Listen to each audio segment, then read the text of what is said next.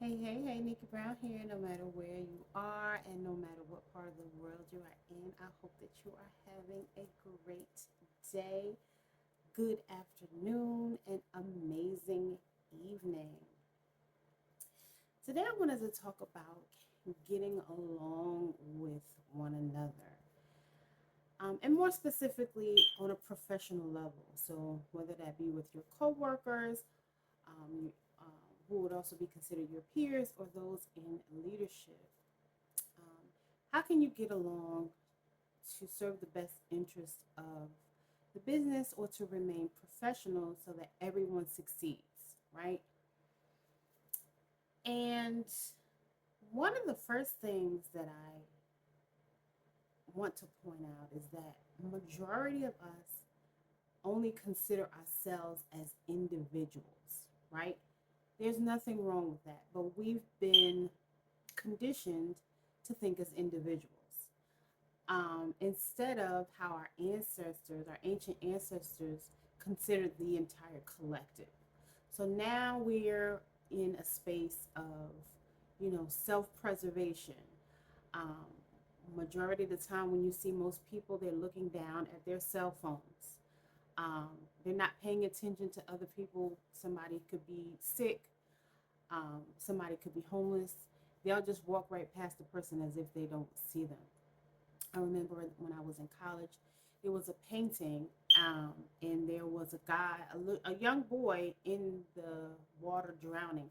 I don't remember the name of the painting, but it is a famous painting. But anyhow, it was like a painting from like the 1700s or 1800s, if I'm not mistaken.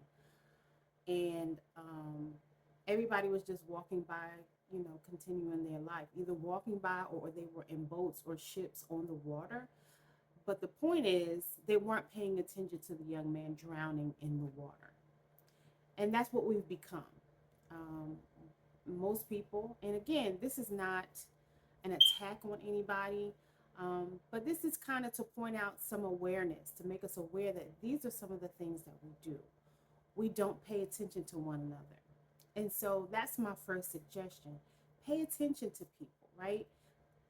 Have some self awareness, so that you're aware of what your thoughts are and what your intentions are, but then also pay attention to your environment. Pay attention to your coworkers. If somebody's snappy or cranky, perhaps they're having a not so good day. They're not intentionally attempting to direct it toward you necessarily. Now they might. They might be upset with you, but instead of them telling you that they're upset with you, they might just passive aggressively be um, attacking you, so to speak. And I don't want to call it, like, sometimes it's covert and sometimes it's overt. Like sometimes, again, instead of communicating how a person is thinking or how they're feeling, whether it's intentional or unintentional, they may do or say something passive aggressive. Um, Even if what you said or did was, again, it wasn't intended to hurt them or harm them or offend them, some people are triggered. And so if you trigger some people, they respond in a way that's unfavorable. So pay attention to that, right? Um, how can you uh, become aware of the ways, thoughts, and actions of those around you? Again, whether it be someone in leadership or whether it be one of your peers, who are basically on that same lateral line as you. Um, Two, a lot of times, and I've been saying this for years, and I'm pretty sure I've said this in another video. A lot of times we are, I want to say, influenced by how attracted we are to a person, right? The new kid on the block, so to speak, the new girl at school, the new girl or the new guy at the job. Oh, he or she is attractive, and I want to do so and so and such and such. And that's not really something that I've ever um, thought, because I'm what's considered a sapiosexual, so my mind has to be stimulated before anything else can be. So a person really has to stimulate my mind in order to get me to be attracted. And some people don't want to go through all that effort or that work, and that's fine. So I just kind of stand back and I'll just be cool with somebody, maybe even we could develop a friendship. Um, um, and even if it does become romantic, or if in the past I've had romantic situations, because I typically frown upon that now, but with a disclaimer. So the point that I'm getting at is we should take our time and get to know a person. And this is now the question that I ask, right? What if this person that you're attracted to was meant to be your business partner, and together you're both meant to be millionaires? However, if you sleep with one another, you don't get the $1 million. $1 million goes away because that breaks the contract. So let's call it, a spiritual contract that you weren't aware of. But once you meet this person, you know, this person has good ideas, you have good ideas, and together you turn it into something great. But if you act merely on the lust or the attraction, it goes away. And this is what happens a lot of times. We don't give ourselves enough time to get to know a person, to figure out who this person is to us and how they should show up in our lives. We just merely act on the attraction. And then it could cause tension at work if things don't work out. Some people have quit jobs because a relationship didn't work out with someone else. Some people have caused conflict because things didn't work out with this person that they're sleeping with, who, may or may not want to be in a relationship with them. They just wanted to have fun, right? And they thought maybe this person just wanted to have fun too, but maybe this other person was hoping that it turned into something else.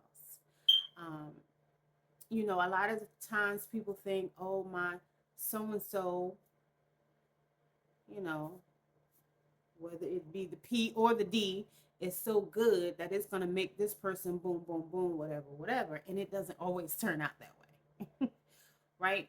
Especially women, not always women, but especially women who are often holding on to the hope that their food is so good or their sex is so good that it will make this person want to be in a relationship with them. And again, sometimes guys just want to have fun, but it could also be the same with a woman. Sometimes a woman just wants to have fun.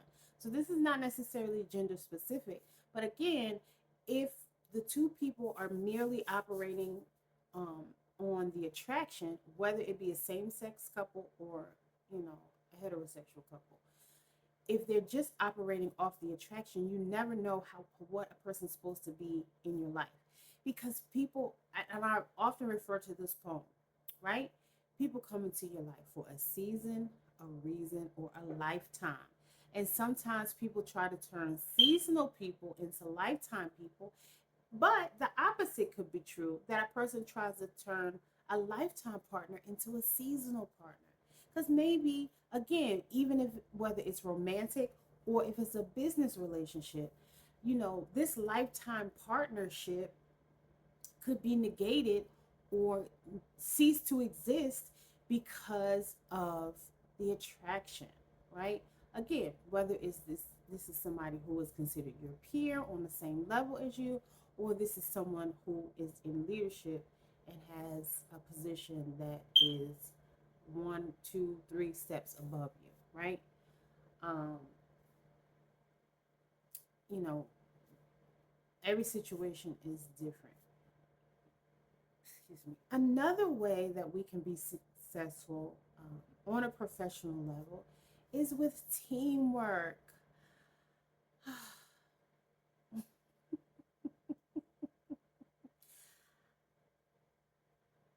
I don't know if I can emphasize this enough, right? I remember my very first job, and it was at McDonald's. And within less than a year, they offered me a supervisor position. right? Very first job, McDonald's.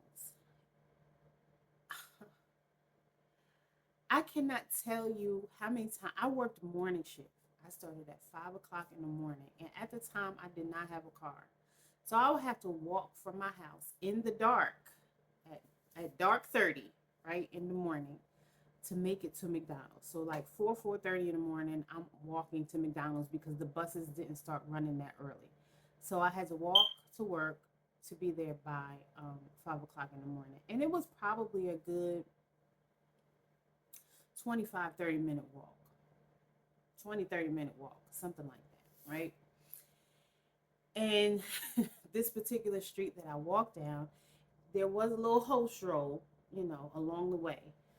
So I would just have to stay focused. Like, cars would slow down and try to, roll the window down. I wouldn't even look. I would just keep walking straight because that's not what I'm out here for. You see me with this uniform on. So I would just stay focused, continue to walk, and, it turned out fine. But the young ladies that I worked with in the morning, McDonald's now. This was before Starbucks. Well, at least where I'm from. This was 94, 95, somewhere around in there. And a lot of people went to McDonald's for breakfast in the mornings. And so the drive-through would be crowded, the lobby would be crowded. People wanted coffee. And a lot of those young ladies that I worked with, they would not brew coffee. That was one of the most frustrating things about the morning, because now the drive through is backed up because somebody didn't wait. They're steady pouring coffee, but not brewing more coffee. And a lot of times I would be the only person brewing coffee. And then if I said something, they would be offended. And just so happens that these three young ladies, they were all Hispanic. And one of the supervisors was Hispanic. And so they would go to the supervisor and say, oh, she's upset because we didn't brew coffee. But again, within a year, in less than a year, they wanted to make me a supervisor. Not these young ladies, though, but just to put things into perspective, that is something that's important. It's rush hour, early morning. People are on their way to work. They want their coffee before they get there, and they should not have to wait in line because you selfishly are only thinking of yourself and don't want to brew more coffee, right? And that scenario has shown up in other jobs that I've had. And a lot of times people say, oh, you're doing too much. Some people take their job too seriously. You're an overachiever, or you're Miss Perfect. One of the things for me is that I don't want anybody to have to say anything to me, right? So I would rather do it right the first time. Whereas some people, they need that guidance. They want people to constantly say, oh, you need to do this, you need to do that. And I don't understand that. And of course, they don't understand me, and that's fine. But I would rather do it. I don't think that I'm perfect or any of those things. I just don't want to have to be spoken to about something so simple as whatever the task is. You taught me what to do in training, or you trained me on how to do this particular process. You explained to me how it's supposed to go. So I'm going to do to the best of my ability to do that, right? Some people say that's being a perfectionist. And to a certain extent, I can see that, right? But again, in my mind, I'm really not doing it because I want to be perfect. I'm doing it because I don't want no damn body saying anything to me. And so part of that is, um, when you have a parent who basically uh, never says you did a good job, sometimes you kind of internalize that and you start to do it to yourself. So it's like, I want to make sure I'm doing a good job. And so that's part of something that I went through, part of my trauma or a trigger for me. But at the same time, this is something that's important. And it's something so simple. Open up the bag, put it in grab a filter, pour the coffee in, stick the, you know,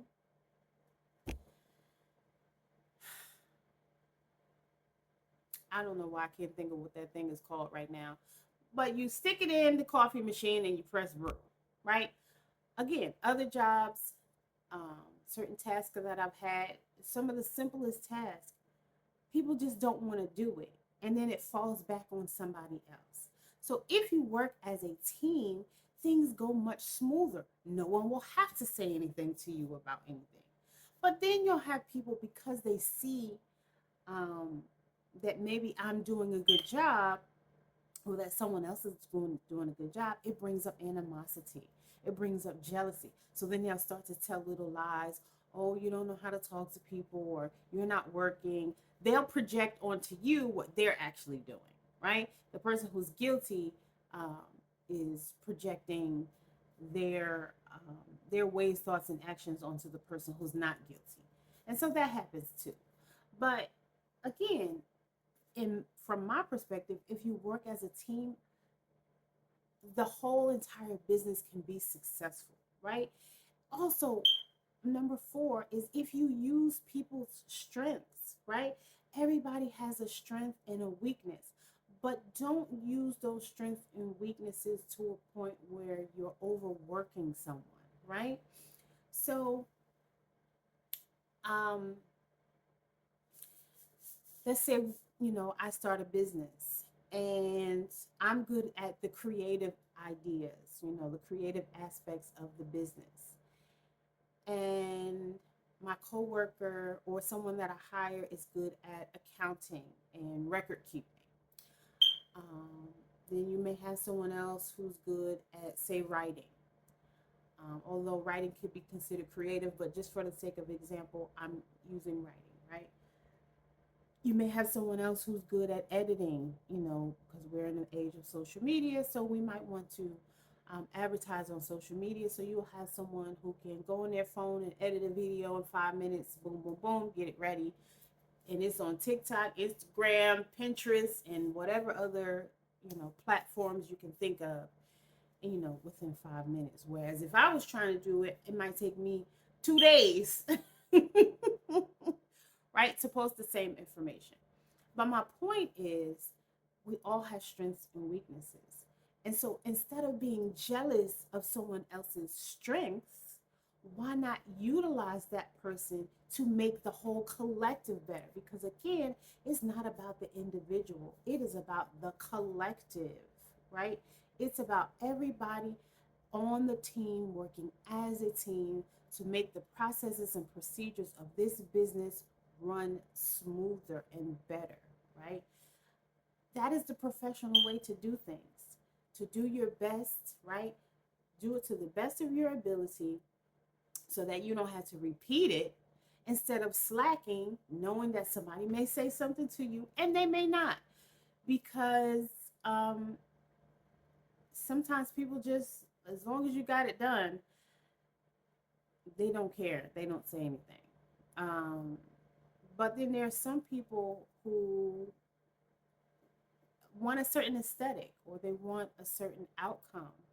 And they know if you do your best, that sometimes you can get that outcome. Now, there are some people who just, let's say on social media, they just pick up the camera, record, their hair's not done, they have on no makeup, they have on no jewelry, they're just plain Jane or plain John, and they end up with 50 million viewers, right? But then there may be that person who's putting in all this extra effort with all the different graphics and the intros, the outros, um, certain cuts and edits, and they have um, 10 subscribers or even 200 subscribers. And they may have been putting forth this best effort for a long time. So some people who think more simply actually do have a better result. And I understand that that happens. But um, again, if you play up someone's strengths and make them feel appreciated in that, like, I really appreciate that you're such a good accountant and that you helped us to, you know, to see that error, um, which save the company money. Um, or I like the way you cook eggs. You cook eggs the best. I'll tell you, there is a Chick-fil-A near my house, and it's a Truett house. So in there, it's like a diner setting, and they serve breakfast: waffles, eggs, bacon, all the breakfast stuff. And there's one cook, you can tell like he I say he loves what he does because he puts love into it. When somebody cooks for you and they put love into it, or when somebody does something for you because they enjoy doing it, or they feel like they're getting something out of it, they usually do better at it. And you can see the results of that. But when somebody just throws something together, like if somebody's cooking for you and they have attitude, I call it attitude food. I don't want attitude food. It doesn't even taste as good because you have an attitude. So I don't want to eat something that you cooked while you had an attitude. And a lot of times if you eat at a restaurant and you get sick, sometimes it's because the person put all this negative energy into the food. It's not necessarily, most of the time it's because they didn't wash their hands, which they may have not have washed their hands, or they used unsanitary utensils or surface or pan or whatever the case may be. That's always a possibility. But there's also spiritual energy, right? People can put attitude into your food and it doesn't taste as good. And we don't realize that, that's what's going on because you just go to this restaurant to eat and you figure, oh, well, the recipe is the same. It should turn out the same. But no, it depends on who cooked it and what kind of mood they were in sometimes as well. So, again, if somebody does something and they really enjoy doing it, you're going to have a better outcome. And so, again, that's a more professional way to handle your business, whether you have your own business or you're working for someone. But doing what you need to do or should do to the best of your ability is going to give you a better outcome. And it's the best way to remain professional, right? I'll say number five, we all get a little comfortable and relaxed when we're at work, especially if you have a more blue collar job, right? But of course, white collar is the same thing. People get laxed and comfortable and they started talking about, sex or politics or just conversations that really should not be had at work. And some people don't see anything wrong with it, but in corporate America, a lot of times it's best to stay away from, sexual conversations. You never know, even if the person that you're talking to doesn't consider it sexual harassment, somebody that's in the same room or someone that's walking by may consider it sexual harassment, and they can always report it. Now, depending on what job you have, they HR may do absolutely nothing about it, and because they like this person or they like that person, or they may do something about it. They may at least say, these conversations are inappropriate in the workplace. Um, and the same thing with politics. You know, people definitely don't agree about politics. And maybe it's okay to have a brief conversation, but to really get in depth, people get offended.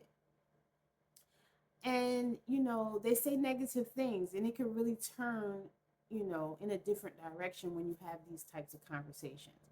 Because I know a lot of times people will say, oh, well, if you vote for Trump, you're stupid, or you this. But how can you say that without even understanding someone's perspective or views about whichever politician they decide to vote for? Um, but that's another thing about understanding your coworkers and who you're dealing with. So that goes back to, one of the previous ones that I stated, right? If you have that empathy and you're willing to listen and actively listen, not listening to respond, like, oh, I can't wait till they get finished talking so I can say so and such and such. No, really actively listening and listening to understand their perspective and not from a judgmental place, like, oh, well,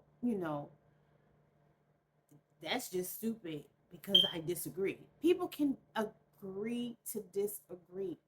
We do not have to agree with one another. We don't. And it's okay if we don't,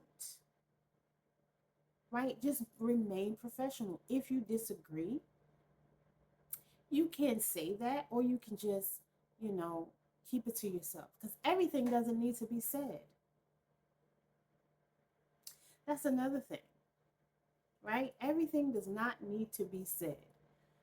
Just because you disagree does not mean you even have to say that you disagree. You could disagree and leave the conversation alone. Now, it could be considered rude if you ignore someone and they say something and they're waiting for a response. So you don't want to be rude to people either. You could just simply say, well, I don't agree with that, but I understand. Or you're entitled to your opinion. And not being sarcastic about it, just to say, you know, this is something that we'll probably never agree on. And it's okay, right? We're going to leave the conversation alone. So being respectful, listening, being honest. Like, just because you disagree with somebody or just because you don't like something about somebody, you can say, you know, um, I think we have a lot of differences. You could say,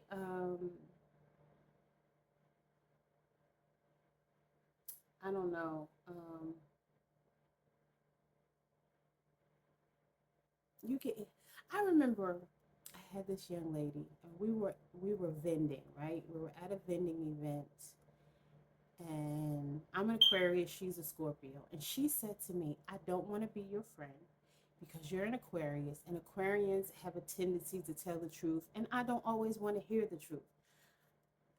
That was the most honest thing someone has ever said to me, and I really appreciate it. I laughed because I know that is true. And um and that was it. I didn't get offended. I wasn't mad. I didn't say, "Oh, well, Scorpios, this, that." I didn't do any of that. I just accepted her truth. Right? So again, even if you disagree, even if you're not into astrology, it's not about that. Please don't make that what this conversation is about. That was just an example, right? But even if you don't like someone or don't want to be friends with somebody, you can say something very honest and leave that person alone. Do the work that you were hired to do or that you hired them to do. Remain professional by keeping the conversation focused on work, right? Whatever tasks need to be done for that particular day, then you do those tasks. You don't have to go to the Christmas party. You don't have to go with them after work. You don't have to hang out with them on weekends. You don't have to talk to them on the phone or any of those things.